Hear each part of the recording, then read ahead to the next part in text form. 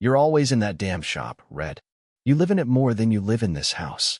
And you're always at work, I fired back, louder than I meant to. You come home smelling like some courthouse. That shop hasn't changed in 5 years. You haven't changed in 5 years. I laughed, cold and low, not because it was funny, but because I couldn't scream. You think some fancy paralegal title makes you a prophet? I built that place from the ground up. I gave you this house. You don't want change, Vanessa. You want a new excuse every time things get hard. She pushed off the counter, arms crossed tight. You expect me to snap into housewife mode like it's 1954.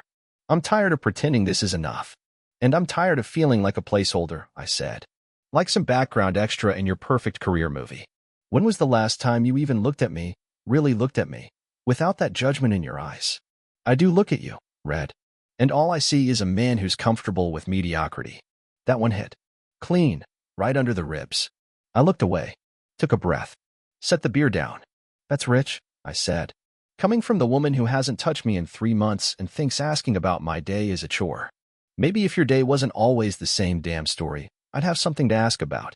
Don't pull that, I snapped. You're never here. You stay late at the office, then come home and pour yourself a glass of wine and vanish into that phone. You're not tired of me, Vanessa. You're tired of pretending like you ever wanted this life. She walked to the table, picked up the manila envelope she'd been keeping there like it was a grenade with the pin already pulled. I didn't come home to fight, she said. No, I muttered. You came home to drop this. She didn't answer. You know what really pisses me off? I said, voice low now. You always said you wanted kids. Every time we talked about it, it was not now, maybe later. Well, it's been 5 damn years. How much later are we talking? She stared at the envelope, then at me. Her face didn't move. I can't raise a kid with someone who refuses to grow. I barked out a laugh. Grow? I grew more in that greasy little shop than you ever did behind a desk pushing other people's problems. You don't get it, do you? She said.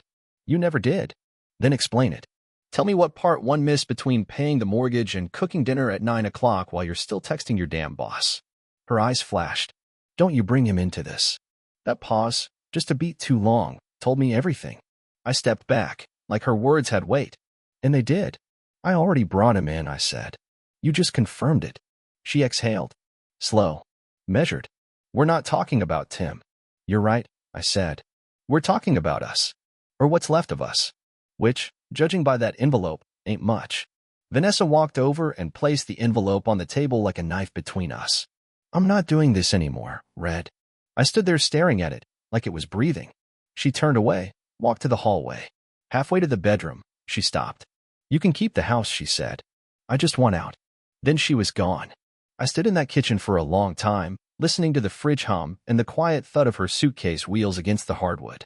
I didn't open the envelope. Not yet. I already knew what it said. She didn't slam the door. That was the part that stuck with me the most. No final shout, no dramatic exit. Just the sound of the front door clicking shut, like someone leaving a hotel room they never meant to come back to. That quiet, smug kind of closure. It was worse than any screaming match. I didn't move right away. Just stood there in the kitchen, staring at the envelope on the table like it was going to open itself and start talking. It didn't. Eventually, I sat down. Same chair I always took, the one by the window with the leg that creaks. I stared at that manila envelope like it might still change its mind. Like maybe it didn't hold what I knew it did. I didn't open it. I picked up my phone instead. Scrolled through the last messages she sent me. Most of them were one-liners. Working late. Don't wait up.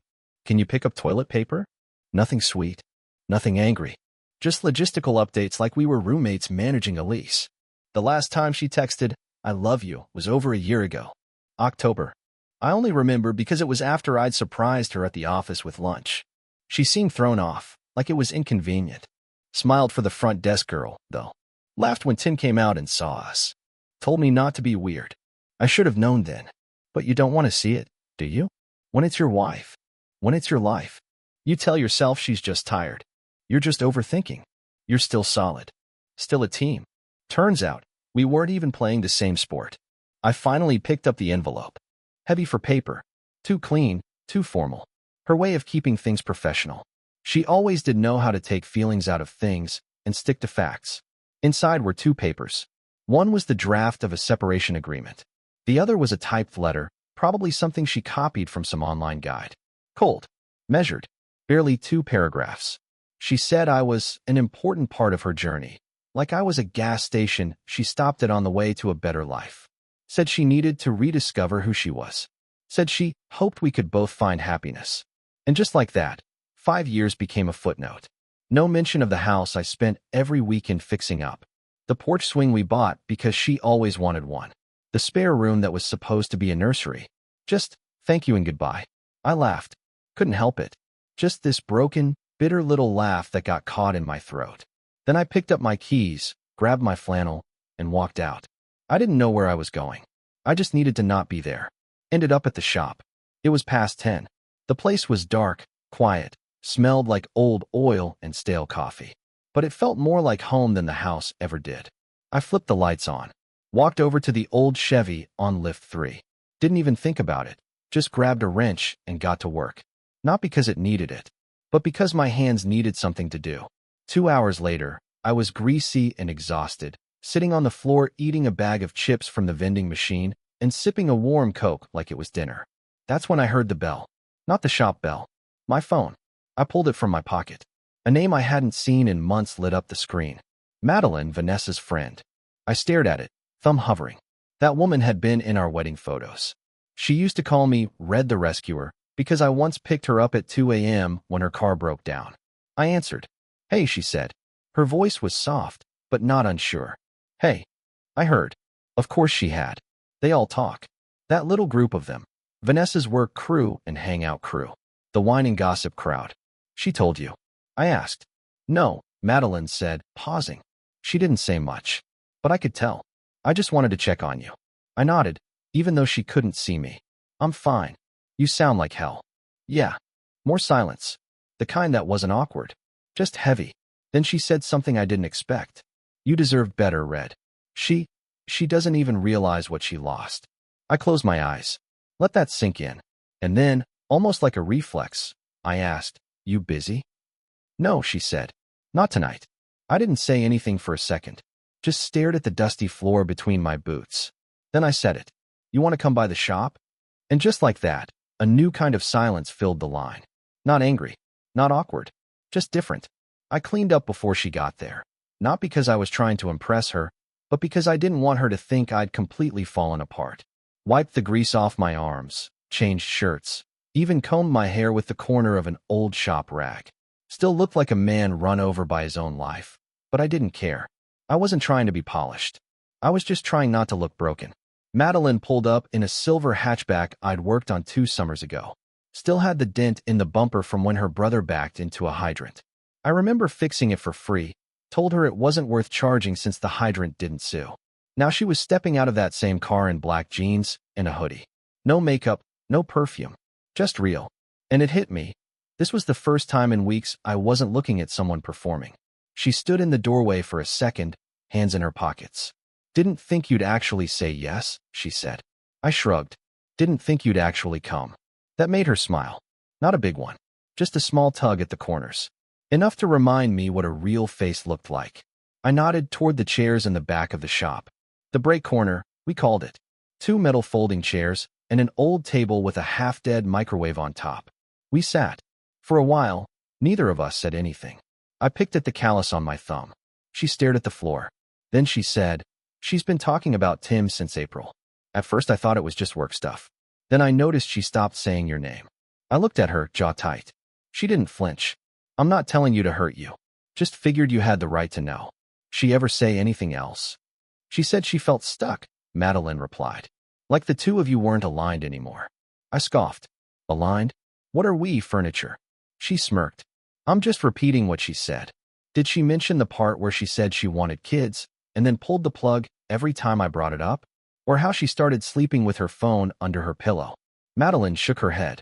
She left those parts out. Of course she did. I leaned back in the chair, staring at the flickering shop light above us. I was going to build us a nursery. I even cleared out the spare room last winter. Thought maybe this time she'd mean it. Madeline exhaled, soft. She never wanted a baby, Red. She wanted something that made her feel in control. Kids don't do that. Silence again. Then she asked, why'd you call me? That one stopped me. I didn't have a rehearsed answer. I hadn't expected her to ask. Hell, I didn't even know until the words came out. I don't know, I said. Guess you're the only person who ever talked to me like I wasn't just a shadow behind her. Madeline looked at me, and something passed between us. Not romantic. Not yet. Just a shared truth, two people who knew what it was like to be second choice in someone else's priority list. She said I was stuck. I said after a minute. In my shop? In my life? In this. But you know what? She chose this. I didn't twist her arm. No, Madeline said. But you gave her the easy version of life. The kind where she could feel safe and restless at the same time. That gets addictive. I shook my head. So what? This is my fault? No, she said quickly. Just saying, some people need chaos to feel alive. And you? You build things. Fix things. She was never going to stay. That one landed harder than anything Vanessa had said. I didn't cry. Not that night.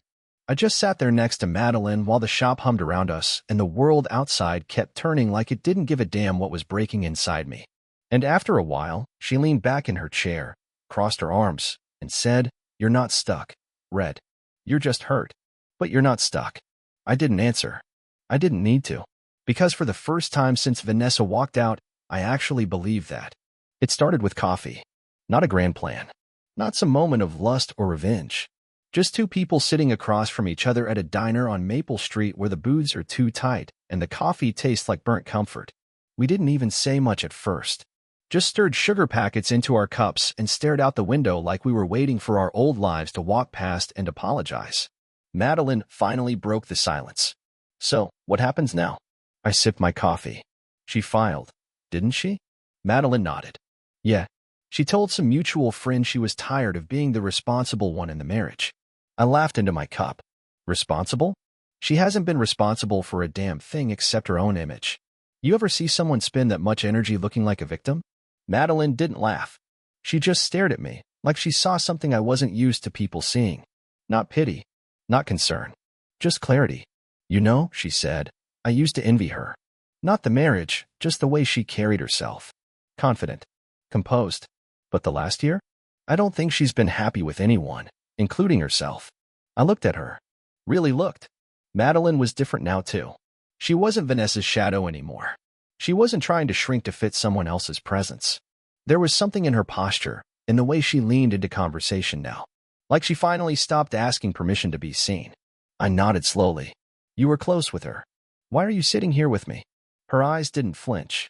Because I stopped liking the person she became. And maybe because I never stopped liking the person you were. That hit somewhere I didn't have words for yet.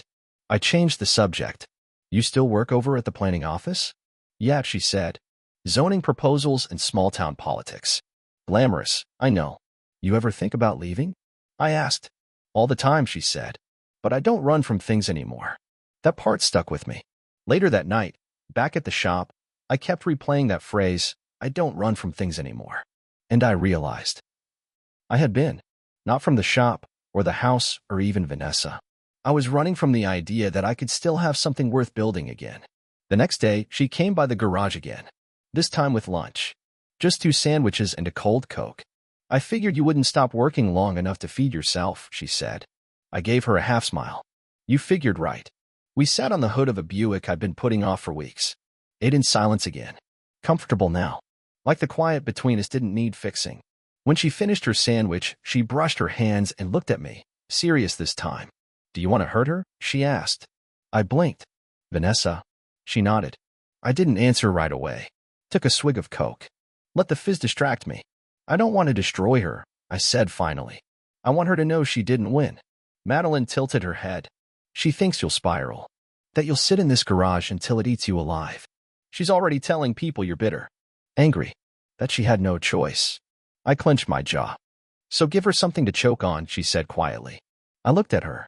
She wasn't smiling. This wasn't a joke. This wasn't gossip. This was an invitation. Like what? I asked. She leaned back on her hands. You want the truth? She was always insecure around me. Every time we hung out, she made little comments. Called me too friendly or too much. Said I was trying too hard. But it wasn't about me. It was about you. The way you looked at me. I never. She held up a hand. I know. I'm not saying you did. I'm saying she thought you did. And it drove her crazy. I exhaled, slow. And now, Madeline's smile this time was different. Not shy, not smug, just real. No? Let her be right. I stared at her. And in that moment, something turned. Not lust, not love, not yet, but the beginning of something else. A new weapon, not made of hate, but made of knowing that I still had something she couldn't take. Something she used to keep close and never understood. Madeline stood up, brushed off her jeans. Think about it, she said. Then she walked out. Didn't look back. Neither did I. The first time it really hit her was a Tuesday. It was one of those early spring days when the cold clings to the corners of the morning like it forgot to leave. I had just finished a brake job and wiped the grit off my palms when I saw the car. Her car. Not Vanessa's. Tim's. Brand new German thing, too slick for our town's cracked pavement. I knew the plate. I'd seen it in our driveway enough times to memorize the first 4 letters, even if I hadn't known then what I was really looking at. He pulled in slow, careful, like he didn't want to scratch the rims. Parked. Sat there a minute too long. Then the door opened, and he stepped out like a guy trying not to get his shoes dirty. I didn't say a word. Just leaned on the frame of the garage door, arms crossed. He didn't make it 10 feet before he saw me. Stopped. Paused. Then smiled that fake white-collar smile. The kind that's all teeth and no soul. Hey, Red, he said, like we were buddies meeting at a golf course. I didn't blink. Tim, I hear you've been seeing Madeline. Straight to it. No warm-up. Where'd you hear that? Vanessa. I waited. Let him say it. Let the words hang.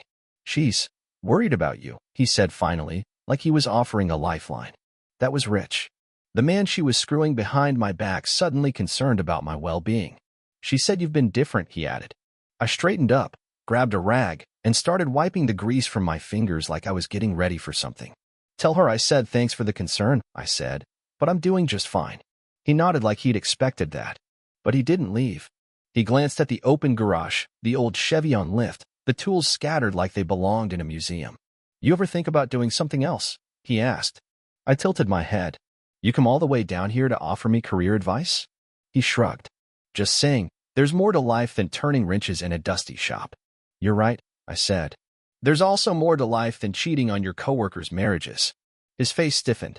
Not all the way, but enough to know it landed. I didn't come here to fight, he said. Good, I said. Because I don't fight with cowards. He took a step back. Look, man, I get it. You're mad. You should be. But this thing with Madeline? It's not going to make her jealous. She already moved on. I smiled. Slow. Measured. She thinks she moved on. But I don't think she understands what that word means. See, Tim, moving on means letting go. Not checking my profile every night. Not asking around about who I'm seeing. And definitely not sending her new boy toy down here to sniff around. That one landed. He didn't respond. Just shifted his weight and said, You should be careful. I stepped closer. Not fast. Just enough. You don't know the first thing about careful, I said.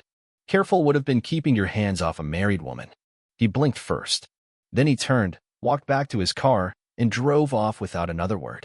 I didn't chase him. Didn't gloat. Just walked back inside and kept working. Because the thing about revenge, real revenge, is it doesn't need to scream. It just needs to linger. That night, Madeline came by again. No makeup. Hair in a messy bun. She didn't knock, just let herself into the shop like she'd been doing it her whole life. I saw her today, she said, setting down a bag of takeout on the counter. Vanessa. I raised an eyebrow. At the coffee shop. She saw me with your hoodie on. I smirked. She say anything? Madeline grinned. Not a word. But her hand was shaking when she reached for her cup. We sat, ate in silence for a few minutes. Then she looked up and said, Are you really over her? I didn't answer right away. I'm not trying to be, I said. I'm trying to be better than I was with her. For myself. And maybe for you too. Madeline nodded. Then she reached across the table and took my hand. Simple. Quiet. No fireworks. But in that moment, I realized something. Vanessa didn't just lose me. She lost this. The version of me that kept going. The one that didn't crawl away after being gutted. The one she'll never get back. And the best part? I hadn't even started yet. It didn't take long. 2 weeks after Tim came sniffing around my shop, Vanessa showed up herself. Not a call. Not a text. Just her silver sedan rolling into the lot like she was coming back to reclaim something she left behind. She parked too close to the dumpster. Left the engine running. That alone told me everything I needed to know. This wasn't about closure. It was a hit and run. I watched her through the office window, wiping my hands on a rag that used to be white. She looked the same, almost. Tight blazer, heels too high for cracked pavement, lipstick perfect. But her eyes? They were looking for something. And I wasn't going to hand it to her. I opened the door before she had the chance to knock. "Don't have time for a consultation," I said. "We're booked solid this week." She tried to smile. It didn't reach her eyes. "I just need 5 minutes." I leaned against the doorframe, arms crossed. Clock's ticking. She walked past me into the shop without waiting for permission, like she still had some kind of claim here. Her heels clicked on the concrete, the sound sharp, misplaced in a place built for oil and sweat. "I've been hearing things," she said, turning to face me. "Small towns'll do that," I said. "People talk." She hesitated. "About you. And Madeline." I nodded. "Yeah, people definitely talk." Vanessa's jaw tightened. She looked around the shop like she was searching for a reason to be offended. Finally, she settled her eyes back on me. "You're doing this just to get back at me," she said. "No," I said plainly. "I'm doing this because I finally figured out what peace feels like. And surprise, it doesn't look like you." That stung. I saw it. She stepped closer, voice a little lower now. "You're not who I married." I laughed. "Neither are you." "You changed," she said, almost like an accusation. "You were safe. And you were loyal." I snapped. "Guess we both lied." She looked away, blinking hard. "I made a mistake." There it was. Finally. I waited for more. For an apology. A breakdown. A confession. But she just stood there, arms folded, hiding her own shake. "A mistake?" I asked. "You mean Tim?" She nodded. "Which part was the mistake?" I said, stepping in now. "Sleeping with him? Lying about it? Or thinking I'd just disappear when you walked out that door?" Her lip quivered. She turned, pretending to study the old jukebox in the corner. "I miss what we had," she said. That's when I knew she wasn't here for forgiveness. She was here because she had nothing left to cling to. Tim was never going to give her what she wanted. Not the comfort. Not the quiet understanding. Definitely not the loyalty. And me? I had moved on. Quietly. Firmly.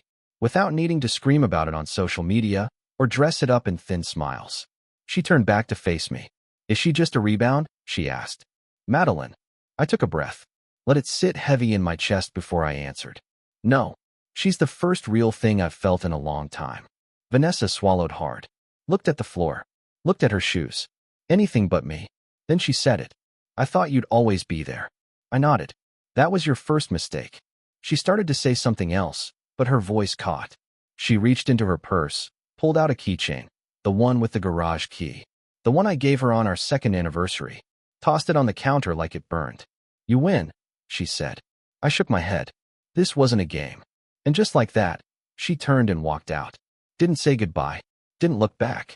Just like the day she left. Except this time, I didn't hurt. This time, I didn't wonder what I did wrong. Because I knew. She broke the home. I built something better. It started with a busted radiator and a girl named Nina. She was 19, maybe 20. Drove up in an old Civic that coughed smoke like it had been exorcised. Madeline was at the shop helping me sort inventory when Nina rolled in, panicked, clutching the wheel like it was the only thing keeping her grounded. She'd saved for the car. Her first. Bought it off some guy on Facebook Marketplace, and it lasted all of 3 weeks before it started cooking itself from the inside out. I could tell she didn't have money. Not the kind to fix this right, anyway. She stood there, biting her nails, trying not to cry as I leaned over the hood. Madeline looked at me.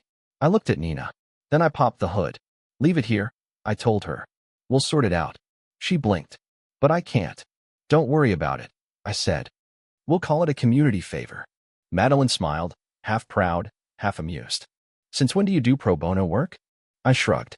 "Since I know what it feels like to be stuck with nowhere to go." That was the beginning. Word got around. First Nina, then some single dad with 3 jobs and a truck that wouldn't start.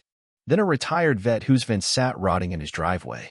People who didn't have much, but needed something to keep moving. So I fixed them up. Didn't ask for money. Just asked that they show up and help out. Clean a tool bench. Sweep the floor. Share a story. Next thing I knew, Saturday mornings weren't quiet anymore. They were alive. The shop turned into something else. A place where folks came not just to get their rides patched, but to talk, to sit, to breathe. I added a coffee pot. An old radio. Mismatched chairs. Madeline painted a sign, Red's Corner. It wasn't flashy, but it was real, and people felt that. Even Madeline's boss, the zoning commissioner, stopped by one morning to see what the fuss was about. She stood in the middle of the shop, arms crossed, smirking at the organized chaos of oil stains and old stories. "This place is a mess," she said. Madeline just smiled. "So was I, once." The commissioner raised an eyebrow. "You planning to apply for the small business grant, or just play local hero for free?" I looked up from under a hood. "Grant." Madeline stepped forward. "I was going to tell you. There's a revitalization fund for local businesses that contribute to the community. You'd qualify, easy." I stared at her. She grinned. "Let me help you apply." And just like that, the future stopped being a vague idea and started taking shape in the grease and noise and unexpected kindness. Later that night, after the last car rolled out and the last chair was stacked, we sat on the hood of my old truck, sipping cold beers and watching the stars blink through the garage door. "You ever think you'd be here?" she asked. I shook my head. I thought I'd be stuck in that same loop forever. Fix. Sleep. Repeat. She nudged me. "You were never stuck. Just waiting on the right reason to get moving again." We sat in silence for a while. Then I said it. "I thought loving someone meant holding on no matter what." Madeline turned her head, met my eyes. "And now?" I looked at her. "Now I think it means knowing when to let go, and who's worth reaching for next." She didn't say anything. She just leaned in, rested her head on my shoulder. And I let her. Because this time, I wasn't trying to fix something broken. This time, I was building something new. She showed up during a Sunday barbecue. Not a holiday, not anything special. Just ribs on the smoker, a cooler of cheap beer, and half the town wandering in and out of the shop like it was the corner store. Someone brought a Bluetooth speaker. The old jukebox was busted again, but nobody cared. Kids chased each other around the lot with chalk on their hands. Nina was showing off her Civic, newly painted by a buddy from the college shop class. Madeline was sitting on the tailgate of my truck, sipping lemonade, laughing with the retired vet's wife like they'd been friends for years. That's when the silver sedan pulled up. Clean. Shiny. Perfect. Just like her. Vanessa stepped out in all black, heels clicking against the pavement like gunshots. She had a pair of sunglasses on like she was walking into a courtroom. I saw her scan the crowd like she was trying to find the old version of me in the mess. She didn't find him. I was wearing a flannel rolled to my elbows and holding a pair of tongs like I was born with them in my hand. Madeline was next to me, brushing barbecue sauce across a tray of wings like she lived there, which, at that point, she almost did. Vanessa froze when she saw her. She hadn't seen us together before. Not like this. Not this settled. Not this easy. I walked over, wiped my hands on a rag. Didn't smile. Didn't scowl. Just stood there. "Red," she said, pulling the sunglasses off slowly, like that would change anything. "Vanessa." Her eyes flicked to Madeline, then back to me. "Can we talk?" I nodded. "Sure." We stepped into the office. The walls were still lined with old license plates and pictures of builds from back when I thought the shop was the only thing I'd ever be proud of. No, it was just the foundation. She stood stiff, like a stranger in a home she used to own. "I didn't realize you were seeing her seriously," she said. "That a problem?" I asked. "No," she said too quickly. I thought it was a rebound." I leaned against the desk.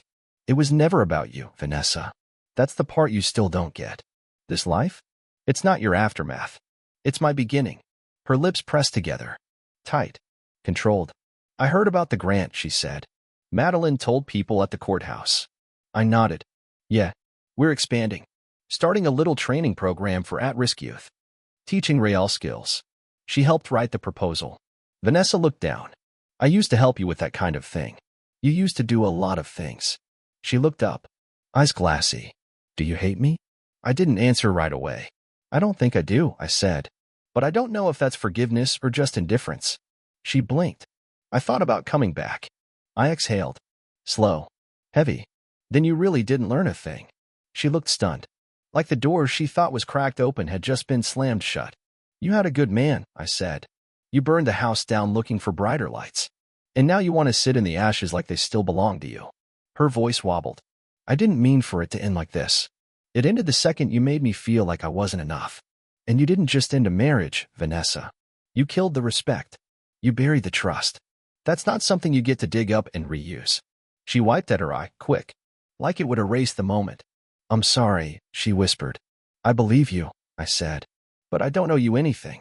She stood there a moment longer, then nodded and turned to leave. At the door, she looked back one last time. You're really happy? She asked. No, I said. I'm free. And that's better. She walked out without another word, got into her car and drove off. No tears. No more arguments. Just the sound of wheels on gravel and a woman realizing she'd lost something that wouldn't wait for her to come around. When I stepped back outside, Madeline looked at me. Just looked. She all right? She asked. Eventually, I said. But not today. Madeline slid her hand into mine, right there in front of everyone. And for the first time since my life cracked wide open, I didn't feel like I had to explain a damn thing. 3 months later, the shop didn't just run, it thrived. The town newsletter ran a story on the youth training program, called it a second chance disguised as a repair shop. Nina and the other kids had their own corner of the garage now, toolboxes labeled with their names in Sharpie, coveralls too big, dreams finally catching up to their hands. We put up a bulletin board with firsts on it. First oil change, first brake job, first paycheck. People noticed. They dropped off donations, tools, gloves, even a beat-up soda machine that sputtered and wheezed but still worked if you smacked it just right. I liked that machine. It had character, like all of us. And Madeline? She was still there. Mornings started with her in the break corner, sipping her coffee with her feet up on a milk crate, reading off a list of appointments and zoning updates. Nights ended with her curled up on the couch in the back office, half asleep under one of my old flannel shirts. She moved in without ever really saying it. Just never left. She kept her apartment, said she liked having somewhere to hide if I get sick of you. I said that was fair. We didn't use the word love right away. But it was there, in the way she brought me lunch without asking what I wanted, in the way I reached for her hand when nobody was watching, in the quiet. The kind of love that doesn't need fireworks. Just soil and sunlight. Then came the letter. Official envelope. Courthouse seal. Thick paper, no return address. I opened it on a Wednesday afternoon. Madeline was gone, in town for a zoning board meeting. The shop was quiet. Just me and the hum of a space heater. Inside? A subpoena. Vanessa was suing me for half the shop. Said it was technically community property, citing the year she helped with the business plan. A plan she had printed and barely read while drinking wine on the porch 5 years ago. I sat there staring at the paper, stunned. Not angry. Just tired. She didn't want the shop. She didn't even want the money. She wanted to ruin what I had built after her. She wanted to pull bricks from the new life I'd built, just to see if it would collapse. That night, I laid the letter on the kitchen counter like a dead animal. Madeline read it. Said nothing for a minute. Then she calmly folded it and said, "Then let's fight." I shook my head. "It's not about the money." "I know," she said. "It's about the control." We didn't sleep that night. We planned. 2 weeks later, we were in court. Vanessa showed up in pearls and practiced sadness. Said the shop wouldn't exist without her early sacrifices. Claimed she always supported Red's vision. Even tried to bring up our infertility like it was some sort of emotional equity she hadn't been compensated for. She cried on cue. I didn't say much. My lawyer did the talking. Calm, precise, focused. Then Madeline stepped in. She wasn't just my partner now, she was my co-applicant on the business grant. She had paperwork, emails, signed affidavits, proof that Vanessa had removed herself from the business years ago, that she had publicly declared no interest in it on multiple occasions, that she hadn't contributed to a single revenue-generating activity since year 2. And then the kicker. A signed letter from Vanessa from 3 years back, where she declined formal equity in the shop to focus on her legal career. I'd forgotten we had it. Madeline hadn't. The judge read it. Looked up at Vanessa. "Ms. Atwood," he said slowly, "this clearly contradicts the basis of your claim." She blinked, sputtered, then went quiet. We won. Not just the case, but the war she came to start. The courthouse hallway after the hearing was silent. She walked past me like I was a stranger. Didn't look at Madeline. Didn't speak. Just left. And that time, I really believed it was over. No more letters. No more games. Just life. Ours. The day I knew I'd made it out wasn't loud. No parade. No fireworks. Just a morning like any other. Coffee was already brewing when I walked into the kitchen. Madeline was at the sink, hair tied up, humming something soft under her breath. She had one sock on and one barefoot, like she got distracted halfway through getting dressed. I leaned against the doorway and watched her for a second. It hit me right then. This was peace. Not silence. Not absence of conflict. Just peace. I used to think peace looked like a big house with quiet halls and perfect order. Turns out, it looks a lot more like mismatched mugs, cluttered tables, and a woman who shows up when it counts. She turned, saw me staring. "What?" she asked, smiling. "Nothing," I said, stepping forward and kissing her forehead. "Everything. We've been building this thing day by day. Not rushing. Just steady." After the court win, Vanessa went quiet. She moved across town. Word was she took a new job with a firm in the city. Tim? Long gone. Took a transfer to Nashville, from what I heard. Couldn't face the heat he helped create. Good riddance. The shop kept growing. The youth program turned into a real thing, partnered with the local high school. I hired 2 of the kids part-time. One of them, Jamal, could take an engine apart blindfolded. I saw a younger version of myself in that kid, full of questions, too stubborn to ask them out loud. One evening, Madeline handed me a brown envelope. Same kind Vanessa used to drop bad news in. Only this time, it was good. A permit. Approved. She grinned. Zoning for the expansion went through. "You can build your new bay." "We can build it," I said. We broke ground the following weekend. A few buddies, a rented backhoe, some bad pizza, and a lot of sweat. There was something sacred about building onto something you saved. Not starting over, adding to what survived. At some point, Vanessa became just a name. Not a wound. Not a ghost. Just the woman who left. And I stopped blaming her. Not because she didn't earn the blame, but because I didn't want to carry it anymore.